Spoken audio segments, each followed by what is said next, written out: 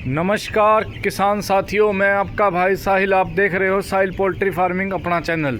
दोस्तों आज फिर आपके लिए एक वीडियो लेकर आया हूं। अप्रैल और मई महीने के अंदर बारिश होती है दोस्तों, उसके बाद फार्म के अंदर ह्यूमिडिटी बन जाती है। उसको हम कैसे कम करें, क्या चलाएं जिससे कि आपके बर्ड में दोस्तों साउंड भी ना बने और दोस्तों कोई दिक्कत परेशानी भी ना बने। सबसे ज़्यादा साउंड और आईबीडी दोस्तों इस टाइम बनती है बरसात के टाइम पर, जो गर्मियों के अंदर आपको पता है दिन के टाइम गर्मी, शाम के टाइम दोस्तों ठंड हो जाती है। उससे हमें कैसे बचना है दोस्तों इस वीडियो के माध्यम से मैं आपको क्लियर जानकारी दूंगा। दोस्तों लास्ट तक वीडियो के अंदर बने रहना, तो ही आपको समझ में आ पाएगा, नहीं तो आपको समझ में नहीं आ पाएगा। दोस्तों जो कि ओपन शेड है वो तो अपने पर्दों का दोस्तों खास कर ध्यान रखना, क्योंकि इस टाइम पर आंधी तूफान बहुत ज़्यादा आता है दोस्तों, सब लोगों को पता है। और आपके बर्ड के अंदर साउंड और सीआरडी दोनों बन जाती है और आईबीडी बन जाती है दोस्तों, जिससे कि आपके बर्ड के अंदर आपको इस फ्लॉक में अच्छा नुकसान होता है दोस्तों। तो उससे बचने के लिए हमें क्या करना होगा दोस्तों, एक तो कूलिंग शेड है दोस्तों। अगर आपकी कूलिंग शेड है, कूलिंग वालों को भी ध्यान देना है और ओपन वालों को भी ध्यान देना है। टीन वाली छत को भी दोस्तों इस चीज़ में ध्यान देना है, और जो सी बांस की छत होती है उस वालों को भी ध्यान देना दोस्तों मैं ये बात बता दूं, सबसे पहले तो कूलिंग शेड की बात करते हैं हम। आपको पता है काफ़ी टाइम से इस टाइम तूफ़ान आंधी आते हैं, बरसात के साथ ओला भी आता है, जिससे कि बर्ड आपका बहुत ज़्यादा बीमार हो जाता है दोस्तों। तो दोस्तों हमें जो 10 दिन के बाद बर्ड आता है दोस्तों, उसके अंदर एक तो ख़ास कर बर्ड के अंदर आवाज़ या साउंड बन जाती है दोस्तों। उसको देखते हुए हमें इस टाइम एंटीबायोटिक और कफ सिरप पर इतना ध्यान देना होगा दोस्तों, जो कि हमें बहुत ज़्यादा ज़रूरी है। कई जगह पर दोस्तों मेडिसिन काम नहीं करती है, तो आपको अपने डॉक्टर के पास जाकर सजेशन लेनी है भाई क्या करना है।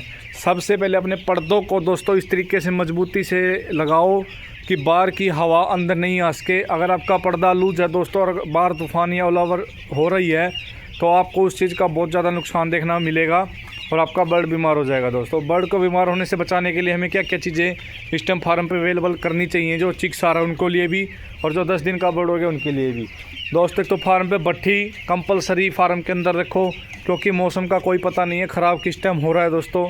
फार्म भाई का नुकसान ज़्यादा हो रहा है, तो उस चीज़ को देखते हुए आपको अपनी जो हो सकता है दोस्तों। आज के टाइम पर देखो ओपन शेड भी ज़्यादा है, कूलिंग भी ज़्यादा है, तूफ़ान आपको पता है बहुत ज़्यादा आते हैं। तो तूफ़ान से बचने के लिए हमें ऐसी सुविधा करनी है जिससे कि बर्ड आपको बीमार ना हो दोस्तों। अब आप ये देख सकते हो, ये आज 11-12 दिन का बर्ड हुआ है। बर्ड के अंदर वेट कम है, क्योंकि तूफ़ान 3-4 बार यहाँ पर भी आ चुका है दोस्तों, जिससे कि इनको अभी तक दिक्कत नहीं आई है। एक अपनी छत को दोस्तों मजबूती से तैयार करो। जो आप फार्म तैयार कर रहे हो दोस्तों, टेम्परेरी काम से कोई भी काम मत करो जिससे कि फार्म भाई का नुकसान हो। सबसे ज़्यादा दोस्तों समझने की बात है, पहली बात आपकी फार्म स्ट्रक्चर मजबूत होना चाहिए। उसके बाद दोस्तों आपके आसपास के फार्म के पास पेड़ पौधे नहीं होने चाहिए जो फार्म के साथ लगते हों, जिससे कि आपका जैसे टीन की छत है या कोई दूसरी छत है, जिससे कि आपका नुकसान हो सके।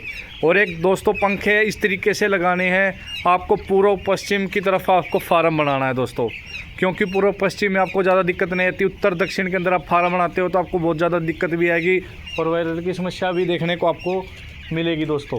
तो उस चीज़ को देखते हुए आपको पूर्व पश्चिम के अंदर आपको फार्म बनाना है दोस्तों, और अपना नींव मजबूत रखनी है दोस्तों, जिससे कि आपका एक तो छत के ऊपर दिक्कत ना आए दोस्तों। और एक आपका पर्दा दोस्तों, पर्दे आपको खासकर ध्यान रखना है। पर्दों की कंडीशन इस तरीके से करनी है कि बर्ड को पर्दे की आवाज़ अंदर ना, इसको पर रस्सी प्रॉपर तरीके से बांध कर आपको पर्दे पैक करके रखने हैं दोस्तों। कूलिंग शेड के लिए जो बंद शेड है दोस्तों, उसकी दीवार के साथ मजबूती से आपको सेटअप तैयार करना है।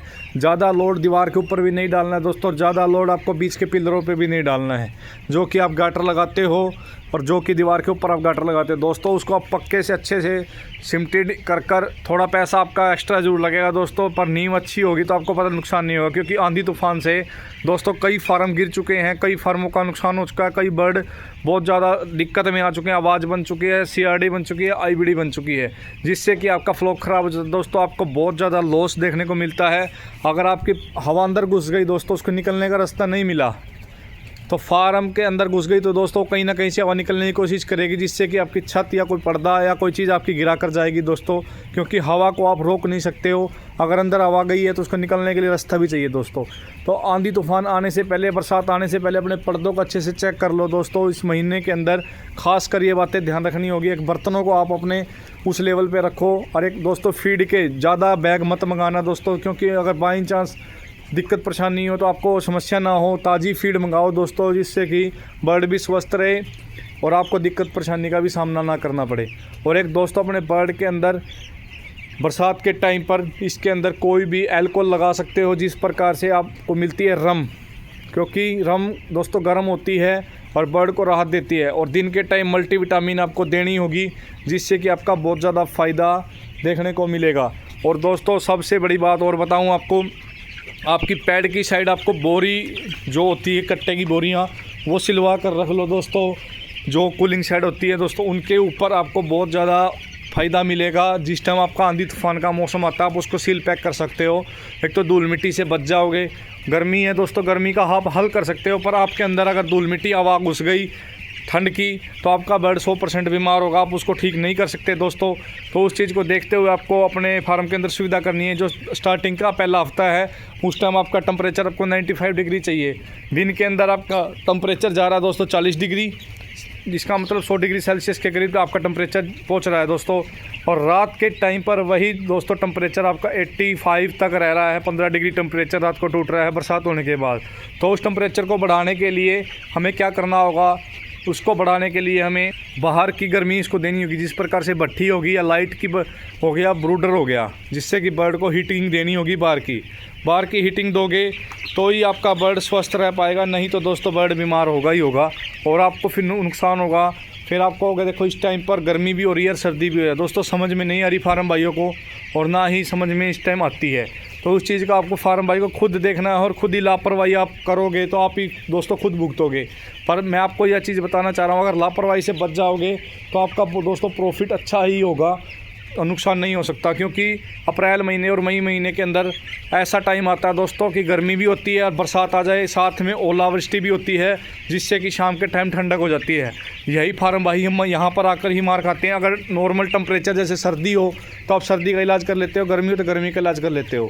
तो हमें उस चीज़ से बचाने के लिए इसको क्या देना होगा, जिससे कि यह बर्ड आपका स्वस्थ रहे। अगर बाई चांस आपके बर्ड में इस टाइम आकर आवाज़ बन जाती है, रात को ठंड है, तो आप इसके अंदर लहसुन का काढ़ा, अदरक का काढ़ा दे सकते हैं दोस्तों, जो कि इसको गर्मी का प्रदान करेगा। अगर वो नहीं प्रोवाइड कर सकते तो रम आप चलाकर इसमें उस चीज़ को बचा सकते हो। अगर बाई चांस दोस्तों आईबीडी बन जाती है, आईबीडी का कारण यही है दोस्तों, गर्म सर्द होना।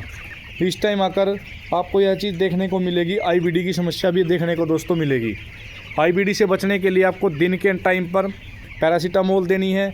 अगर पैरासीटामोल नहीं दे सकते दोस्तों, तो इसके अंदर आपको गुड़ चलाना है बरसात के बाद, जिससे कि बर्ड के ह्यूमिडिटी नहीं घटेगी, और मल्टीविटामिन देना है, जिससे कि बर्ड आपका स्वस्थ रहेगा। और एक आपको चुगर्दे आपकी साफ़ सफाई और फॉगिंग तो बाहर की तरफ आपको करनी है। खासकर दोस्तों फार्म के पास पेड़ पौधे कम होने चाहिए। ओपन साइड के लिए भी दोस्तों यही सुविधा, अपना पर्दे को मजबूती से रखो। एक आपका पर्दा ही है दोस्तों, कई फार्म भाइयों पर पर्दा कमज़ोर होता है कि बोरी का पर्दा लगा दिया, शाम को टेम्परेचर ठीक है। दोस्तों आपको फार्म के ऊपर ही रहना है, लेबर के भरोसे नहीं छोड़ना। सबसे बड़ी बात, इन 2 महीनों के अंदर लेबर के भरोसे फार्म को नहीं छोड़ना है। अगर इन 2 महीनों के अंदर आपने लेबर के ऊपर फार्म छोड़ दिया तो आपके नुकसान होने से कोई नहीं बचा सकता। जितना हो सकता है दोस्तों आपको नुकसान की तरफ ही जाओगे, पर जितना आप अपनी लगन से अपने फार्म के ऊपर ध्यान रखोगे और फार्म के लेबरवाई के साथ करते रहोगे, तो आपका अच्छा प्रॉफिट दोस्तों देखने को आपको मिलेगा और आपको बहुत ज़्यादा फ़ायदा होगा दोस्तों।